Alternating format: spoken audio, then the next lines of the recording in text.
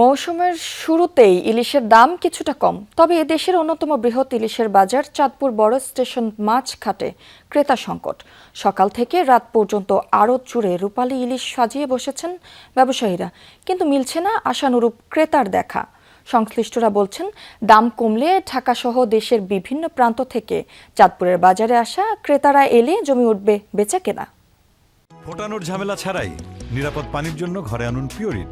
Call করুন 16627। চাঁদপুরের আড়তে ইলিশের ছড়াছড়ি, তবে মাছ থাকলেও নেই ক্রেতা। সকাল থেকে রাত পর্যন্ত মাছ নিয়ে বসে থাকছেন বিক্রেতারা। বিক্রেতারা বলছেন, এবার মৌসুমের শুরুতে পদ্মা মেঘনায় কাঙ্ক্ষিত পরিমাণ ইলিশ ধরা পড়ছে না। তবে মৌসুম শুরু থেকে ধীরে ধীরে দাম কিছুটা কমছে বলেও দাবি তাদের। সপ্তাহের ব্যবধানে প্রতি কেজি ইলিশের দাম কমেছে প্রায় 500 টাকা। মৌসুম শুরু হয়েছে, মাছও আসা শুরু করছে, কিন্তু ক্রেতা কম, প্রচুর কম। চাঁদপুর মাছঘাটে তুলনামূলকভাবে অর্ধেকের অর্ধেক, মানে 1/3 আসলে কাস্টমার নাই, খুবই কম। ইলিশের দাম যখন কমে ক্রেতা তখন বেশি হয়। এখন দেখি ইলিশের দাম কমছে, কিন্তু আমরা বাজারে যারা ব্যবসায়ী আছি তারা দেখতেছি খুবই কাস্টমার কম।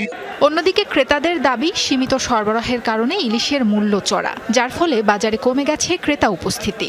বাজারে এই কারণে ক্রেতারা কম আসে, যেহেতু 2500-3000 টাকা দিয়ে 31,000 একটা মাছ না নিয়ে তারা এক সপ্তাহ চলতে পারে। ঢাকার থেকে অনেক বেশি, ফলে আমি এখান থেকে কিনে ঢাকায় নিয়ে যাবো টানাটানি করে, এই সাহসটা আমি করি। চাঁদপুরের বাজারে এখন 1 কেজি ওজনের ইলিশ বিক্রি হচ্ছে 2600 থেকে 2700 টাকায়। 700 থেকে 800 গ্রাম ওজনের ইলিশের দাম 1800 থেকে 2000 টাকা। আর 500 থেকে 600 গ্রাম ওজনের ইলিশ কিনতে গুনতে হচ্ছে 1500 থেকে 1600 টাকা পর্যন্ত। সাগরের অভিযান শেষ, তার সপ্তাহ 10 দিন পরে থেকে মাছের আমদানি আরো বাড়বে। বাড়লে রেট মোটামুটি একটু কমতে থাকবে। এখন যে রেটটা আছে, এই রেটটা দিয়ে আসলে অ্যাভেলেবেল মানুষের খাওয়ার মতো পরিবেশ।